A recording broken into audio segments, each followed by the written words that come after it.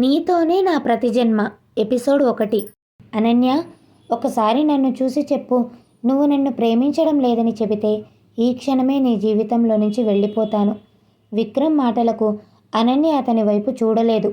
కళ్ళల్లో కన్నీళ్లు నిండిపోయాయి.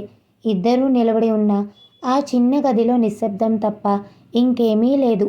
కొద్దిసేపటి తర్వాత ఆమె నెమ్మదిగా తలెత్తి అతని వైపు చూసింది. నిన్ను ప్రేమించడం లేదని నేను చెప్పలేను విక్రమ్. ఎందుకంటే అది అబద్ధం. నేను నిన్ను ప్రేమిస్తున్నాను, చాలా ప్రేమిస్తున్నాను. కానీ ఆమె మాట మధ్యలోనే ఆగిపోయింది. కానీ ఏంటి అని విక్రమ్ దగ్గరకు వచ్చాడు. అనన్య అతని చేతిలో ఒక పాత ఫోటో పెట్టింది. ఈ ఫోటోలో ఉన్న వ్యక్తి ఎవరో నీకు తెలుసా? విక్రమ్ ఫోటో వైపు చూశాడు.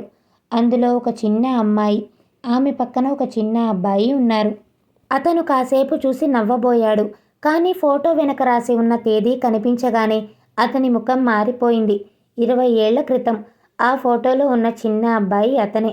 అతని పక్కన నిలబడి ఉన్న చిన్న అమ్మాయి అనన్య. కానీ విక్రమ్కు అనన్యను మొదటిసారి కలిసింది కేవలం 6 నెలల క్రితమే. ఇది ఎలా సాధ్యం అని అతను అడిగాడు. అనన్య కళ్ళల్లో కన్నీళ్లు జారాయి. అదే నాకు కూడా తెలియలేదు విక్రమ్. అందుకే మన ప్రేమ గురించి నాకు భయంగా ఉంది. ఆ రాత్రి అక్కడితో కథ ఆగిపోయింది. కానీ అసలు కథ అక్కడే మొదలైంది. 6 నెలల క్రితం వరకు విక్రమ్ జీవితంలో అనన్య అనే పేరు కూడా లేదు. ప్రేమ గురించి పెద్దగా ఆలోచించని వ్యక్తి అతను. తన పని, తన కుటుంబం, తన బాధ్యతలు, అంతే. అనన్య కూడా అలాంటిదే. ఆమెకు ప్రేమ అంటే సినిమాల్లో బాగుంటుందని అనిపించేది. కానీ నిజ జీవితంలో మాత్రం నమ్మకం ఉండేది కాదు. మనిషిని ప్రేమించడం కంటే మనిషిని అర్థం చేసుకోవడం కష్టం అనేది ఆమె నమ్మకం. ఇద్దరూ ఎప్పుడూ ఒకరినొకరు కలుసుకునే పరిస్థితి రాలేదు. కానీ ఒక వర్షం పడుతున్న సాయంత్రం నగరంలోని ఒక చిన్న పుస్తకాల దుకాణంలో జరిగిన చిన్న సంఘటన వాళ్ళ జీవితాలను పూర్తిగా మార్చేసింది. ఆ రోజు అనన్య ఒక పుస్తకం కోసం దుకాణంలోకి వచ్చింది. ఆమెకు కావలసిన పుస్తకం చివరి కాపీ మాత్రమే మిగిలింది. ఆమె దాన్ని తీసుకోవడానికి చెయ్యి చాపగానే అదే సమయంలో మరో చెయ్యి కూడా ఆ పుస్తకాన్ని పట్టుకుంది. అనన్య పైకి చూసింది. ఎదురుగా విక్రమ్. ఇద్దరూ ఒకేసారి మీరు తీసుకోండి అన్నారు. వెంటనే ఇద్దరూ నవ్వుకున్నారు. మీకు చాలా అవసరమైనట్టుంది అన్నాడు. అవును, మీకు అని అనన్య అడిగింది. నాకు కూడా. అయితే మీరు తీసుకోండి. అనన్య పుస్తకం తీసుకుంది. 2 అడుగులు వెళ్ళి మళ్ళీ వెనక్కి తిరిగి మీకు నిజంగానే ఈ పుస్తకం కావాలా అని అడిగింది. అవును. అయితే సగం సగం చేసుకుందామా అని ఆమె నవ్వింది. విక్రమ్ ఆశ్చర్యపోయాడు. పుస్తకాన్ని కాదు, చదివే సమయాన్ని. ఆ చిన్న సరదా మాటకు ఇద్దరూ నవ్వుకున్నారు. వాళ్ళ మొదటి పరిచయం అంతే. కానీ విక్రమ్ ఆ రోజు ఇంటికి వెళ్ళాక కూడా ఆమె నవ్వు గుర్తొస్తూనే ఉండేది. మరుసటి రోజు అదే దుకాణానికి వెళ్ళినప్పుడు అనన్య అక్కడే ఉంది. ఆమె చేతిలో అదే పుస్తకం. విక్రమ్ని చూసి మీ సగం ఇంకా మిగిలే ఉంది అంది. మీరు చదివేశారా? లేదు, మీకోసం ఎదురు చూస్తున్నాను. ఆ మాటకు విక్రమ్ గుండెల్లో ఏదో తెలియని ఆనందం కలిగింది. నా కోసం ఎందుకు అని అడిగాడు. నిన్న మీరు కూడా ఈ పుస్తకం చదవాలని అనుకున్నారు కదా. వాళ్ళు కాఫీకి వెళ్ళారు. ఆ రోజు మొదటిసారి తమ గురించి మాట్లాడుకున్నారు. అనన్యకు చిన్న చిన్న విషయాల్లో ఆనందపడడం ఇష్టం. పాత పాటలు వినడం, పుస్తకాలు చదవడం, వర్షంలో నడవడం ఆమెకు ఇష్టం. విక్రమ్ మాత్రం చాలా సీరియస్గా కనిపించినా ఆమెతో మాట్లాడేటప్పుడు తనలోని చిన్నపిల్లాడిలా మారిపోయేవాడు. వాళ్ల మధ్య మొదటి రోజు గంటసేపు జరిగిన మాటలు తర్వాత రోజుల్లో గంటలుగా మారాయి. ఏదో ఒక విషయం మాట్లాడడానికి కారణం లేకపోయినా మాట్లాడకుండా ఉండడానికి మాత్రం కారణం ఉండేది కాదు. రోజులు గడిచే కొద్దీ విక్రమ్కు ఒక విషయం అర్థమైంది. అనన్యతో మాట్లాడడం తనకు అలవాటు కాదు, అవసరంగా మారుతుంది. ఉదయం లేచిన వెంటనే ఆమె నుంచి మెసేజ్ వచ్చిందా అని ఫోన్ చూడడం, ఆమె భోంచేసిందా అని అడగడం, ఆమెకు ఇష్టమైన పాట ఎక్కడైనా వినిపిస్తే వెంటనే ఆమెకు పంపడం, ఇవన్నీ తనకు తెలియకుండానే జరుగుతున్నాయి. అనన్య పరిస్థితి కూడా అదే. ఒకరోజు విక్రమ్ రోజంతా ఫోన్ చేయలేదు. రాత్రి ఆమెనే ఫోన్ చేసి ఏమైంది అని అడిగింది. ఏమీ లేదు, పని ఎక్కువైంది. అంతేనా? అవును. మరి నాతో మాట్లాడకుండా ఎలా ఉన్నావు అని ఆమె అడిగింది. విక్రమ్ నవ్వుతూ నన్ను మిస్ అయ్యావా అన్నాడు. కొద్దిసేపు ఆమె మౌనంగా ఉండి అవును అంది. ఆ ఒక్క మాట విన్న విక్రమ్ చాలాసేపు ఏమీ మాట్లాడలేదు. నువ్వు నిజంగా అన్నావా అని అడిగాడు. నిజంగానే. మళ్ళీ చెప్పు. వద్దు. ఎందుకు? ఒకసారి చెప్పిన మాటను 10 సార్లు చెప్పిస్తే దాని విలువ తగ్గిపోతుంది. విక్రమ్ నవ్వాడు.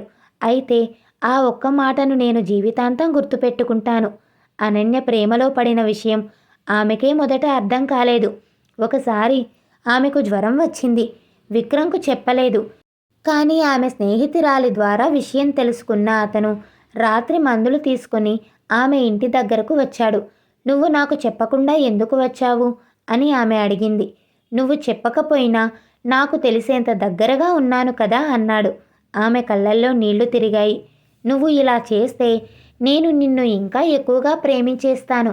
విక్రమ్ నవ్వుతూ అదే నా ప్లాన్ అన్నాడు. ఆమె అతని వైపు చూసి నవ్వింది.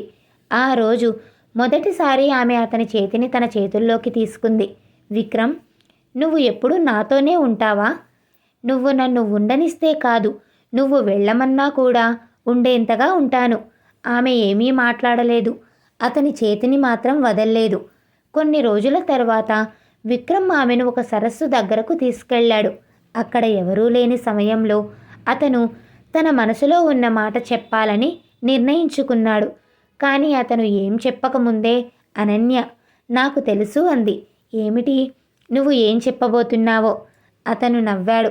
అయితే నేను చెప్పకపోయినా సరిపోతుందా? ఆమె తల ఊపింది. లేదు, నీ నోటి నుంచి వినాలి. విక్రమ్ ఆమె ముందు నిలబడి, అనన్య, నువ్వు నా జీవితంలోకి ఎప్పుడు వచ్చావో నాకు తెలియదు. కానీ నువ్వు లేకుండా నా జీవితం ఎలా ఉంటుందో ఇప్పుడు ఊహించుకోలేకపోతున్నాను. నేను నిన్ను ప్రేమిస్తున్నాను. అనన్య కళ్ళల్లో కన్నీళ్లు వచ్చాయి. ఆమె మెల్లగా, నేను కూడా నిన్ను ప్రేమిస్తున్నాను విక్రమ్. కానీ ఒక విషయం మాత్రం మాటివ్వు. ఏమిటి? ఏం జరిగినా నన్ను నమ్ముతానని. విక్రమ్ ఆమె చేతిని పట్టుకుని, నువ్వు నా మీద నమ్మకం పెట్టుకున్నంతకాలం నీ మీద నా నమ్మకం ఎప్పటికీ మారదు అన్నాడు. ఆ రోజు వాళ్ల ప్రేమకు అధికారికంగా పేరు వచ్చింది. వాళ్ల ప్రేమ విషయం ఇరు కుటుంబాలకు తెలిసినప్పుడు మొదట కొంత అభ్యంతరం వచ్చినా విక్రమ్ తల్లి మాత్రం అనన్యను చూసిన మొదటి రోజే ఇష్టపడింది. ఈ అమ్మాయి మన ఇంట్లోకి వస్తే బాగుంటుంది అని చెప్పింది. అనన్య కూడా విక్రమ్ కుటుంబంలో కలిసిపోయింది. విక్రమ్ తండ్రి ఆమెతో సరదాగా మాట్లాడేవాడు. అతని చెల్లెలు ఆమెను ఆట పట్టించేది. అన్నీ సంతోషంగా సాగుతున్నాయి. ఒకరోజు విక్రమ్ తల్లి పాత ఆల్బం తీసి కుటుంబ ఫోటోలు చూపిస్తుండగా అనన్య ఒక్కసారిగా ఒక ఫోటో దగ్గర ఆగిపోయింది. అంకుల్, ఇది ఎప్పుడు తీసిన ఫోటో అని అడిగింది. చాలా ఏళ్ల క్రితం, విక్రమ్ చిన్నప్పుడు. అనన్య ఆ ఫోటో దగ్గర చూసింది. విక్రమ్ చిన్నగా ఉన్నాడు. అతని పక్కన ఒక చిన్న అమ్మాయి కూడా ఉంది. ఆ అమ్మాయి ముఖం స్పష్టంగా కనిపించలేదు. కానీ ఆమె చేతిలో ఉన్న చిన్న వెండి గాజు అనన్యకు ఎక్కడో చూసినట్టుగా అనిపించింది. ఆ అమ్మాయి ఎవరు అని అడిగింది. విక్రమ్ తల్లి ఒక్కసారిగా ఆల్బం మూసేసింది. ఎవరూ కాదు, పాత ఫోటో. ఆమె స్వరం మారిపోయింది. అనన్య గమనించింది, కానీ ఏమీ అడగలేదు. ఆ రోజు రాత్రి అనన్యకు నిద్ర పట్టలేదు. ఎందుకో తెలియదు, కానీ ఆ ఫోటో మళ్ళీ మళ్ళీ గుర్తొస్తోంది. ముఖ్యంగా ఆ చిన్న అమ్మాయి. అదే సమయంలో విక్రమ్ కూడా చిన్ననాటి గురించి ఒక విచిత్రమైన జ్ఞాపకం వచ్చింది. చిన్నప్పుడు తాను ఎప్పుడూ ఒక అమ్మాయితో ఆడుకునేవాడట. కానీ ఆమె పేరు మాత్రం గుర్తులేదు. ఒకరోజు ఆమె కనిపించకుండా పోయిందని మాత్రమే ఇంట్లో ఎవరో చెప్పినట్టు గుర్తుంది. అతను ఆ విషయాన్ని తన తల్లిని అడిగాడు. అమ్మా, నేను చిన్నప్పుడు ఎవరితో ఆడుకునేవాడిని? ఒక అమ్మాయి ఉండేది కదా. విక్రమ్ తల్లి ముఖం ఒక్కసారిగా మారిపోయింది. నీకు ఆ విషయం ఎందుకు గుర్తొచ్చింది? అలా గుర్తొచ్చింది. ఆమె వెంటనే మాట మార్చింది. నువ్వు పాత విషయాలు గుర్తు చేసుకోవాల్సిన అవసరం లేదు. విక్రమ్కు అనుమానం వచ్చింది. కానీ ఆ సమయంలో అనన్య నుంచి ఫోన్ రావడంతో ఆ విషయం పక్కన పెట్టాడు. ఫోన్లో ఆమె మౌనంగా ఉంది. ఏమైంది అని అడిగాడు. నిన్ను ఒక విషయం అడగాలి. అడుగు. మన ఇద్దరం ఇంతకు ముందు ఎప్పుడైనా కలిసామా? విక్రమ్ నవ్వాడు. మళ్ళీ అదే ప్రశ్న. నిజంగా అడుగుతున్నాను. నాకు గుర్తున్నంత వరకు లేదు. ఆమె మెల్లగా, నాకు గుర్తులేదు. కానీ నా మనసు మాత్రం నువ్వు కొత్తవాడివి కాదని చెబుతుంది. ఆ మాటల తర్వాత వాళ్ళిద్దరి మధ్య ప్రేమ మరింత బలపడింది. అనన్య తన గతాన్ని కూడా విక్రమ్తో పంచుకోవడం మొదలుపెట్టింది. కానీ ఒక విషయం మాత్రం చెప్పేది కాదు. చిన్నప్పుడు తనకు జరిగిన ఒక ప్రమాదం గురించి. ఆ ప్రమాదం తర్వాత కొంతకాలం తన జ్ఞాపకాలు పోయాయని ఆమెకు ఇంట్లో వాళ్ళు చెప్పారు. ఆ ప్రమాదానికి ముందు తనకు ఒక అబ్బాయి స్నేహితుడు ఉండేవాడని, అతని పేరు గుర్తు చేసుకోవడానికి ప్రయత్నించినప్పుడల్లా తన తలలో ఒకే ఒక దృశ్యం కనిపిస్తుందని ఆమె చెప్పింది. వర్షంలో తడుస్తూ తన చేతిని పట్టుకుని పరిగెత్తుతున్న ఒక చిన్న అబ్బాయి. ఆ అబ్బాయి చేతికి ఒక వెండి ఉంగరం ఉండేది. విక్రమ్ అది విన్నప్పుడు నవ్వబోయాడు. కానీ నవ్వలేకపోయాడు. ఎందుకంటే తన చిన్ననాటి ఫోటోల్లో కూడా తాను ఒక వెండి ఉంగరం ధరించిన ఫోటో చూశాడు. అనన్య, నీకు ఆ అబ్బాయి ముఖం గుర్తుందా అని అడిగాడు. లేదు. అతని పేరు? లేదు. మరి అతని గురించి ఇంత బలంగా ఎందుకు గుర్తుంది? అనన్య సమాధానం చెప్పలేదు. కొద్దిసేపటి తర్వాత, ఎందుకంటే అతను వెళ్ళిపోతున్నప్పుడు నేను ఏడుస్తూ ఒక మాట చెప్పాను అంది. ఏమని? నువ్వు తిరిగి వస్తానని మాటివ్వు. విక్రమ్ ఆ మాట విన్న వెంటనే నిశ్శబ్దంగా ఉండిపోయాడు. ఎందుకో తన గుండెల్లో ఒక విచిత్రమైన స్పందన. అదే రాత్రి అతను ఇంట్లో పాత పెట్టెలో ఉన్న తన చిన్ననాటి వస్తువులు వెతకడం మొదలుపెట్టాడు. చాలా పాత బొమ్మలు, ఫోటోలు, స్కూల్ పుస్తకాలు దొరికాయి. చివరికి ఒక చిన్న చెక్క పెట్టె దొరికింది. అది తెరిచినప్పుడు అందులో ఒక వెండి ఉంగరం ఉంది. దాన్ని చేతిలోకి తీసుకున్న క్షణంలో అతనికి ఒక చిన్న జ్ఞాపకం మెదిలింది. వర్షం, ఒక చిన్న అమ్మాయి, ఆమె చేతిలో ఎర్రటి గొడుగు. ఆమె ఏడుస్తుంది. తాను ఆమె చేతిని పట్టుకొని నేను తిరిగి వస్తాను అని చెబుతున్నాడు. అతను ఒక్కసారిగా కళ్ళు తెరిచాడు. అతని గుండె బలంగా కొట్టుకుంది. ఆ జ్ఞాపకం నిజమా, కలా? అర్థం కాలేదు. కానీ మరుసటి రోజు అనన్యను కలిసినప్పుడు ఆమెను చూసిన క్షణంలో అతని నోటి నుంచి తెలియకుండానే ఒక మాట వచ్చింది. నువ్వేనా ఆ ఎర్రగొడుగు పట్టుకున్న అమ్మాయి? అనన్య ఒక్కసారిగా స్తంభించిపోయింది. ఆమె కళ్ళల్లో భయం కనిపించింది. విక్రమ్, నీకు ఆ విషయం ఎలా తెలుసు? అతను ఏమీ చెప్పలేదు. తన చేతిలో ఉన్న వెండి ఉంగరాన్ని ఆమె ముందు పెట్టాడు. అనన్య దాన్ని చూసిన వెంటనే వెనక్కి అడుగు వేసింది. ఇది నీ దగ్గర ఎలా ఉంది? ఇది నాదే. చిన్నప్పటి నుంచి నా దగ్గరే ఉంది అనుకుంటున్నాను. అనన్య కన్నీళ్లు పెట్టుకుంది. కాదు విక్రమ్, ఇది నీది కాదు. మరి?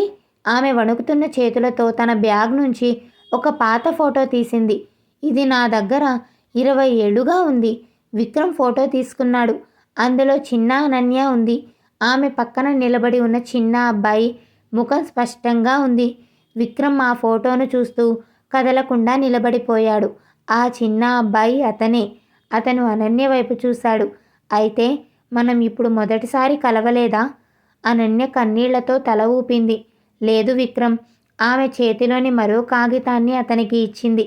మనిద్దరం చిన్నప్పుడు విడిపోయిన రోజు మా నాన్న ఒక డైరీలో ఒక విషయం రాశాడు.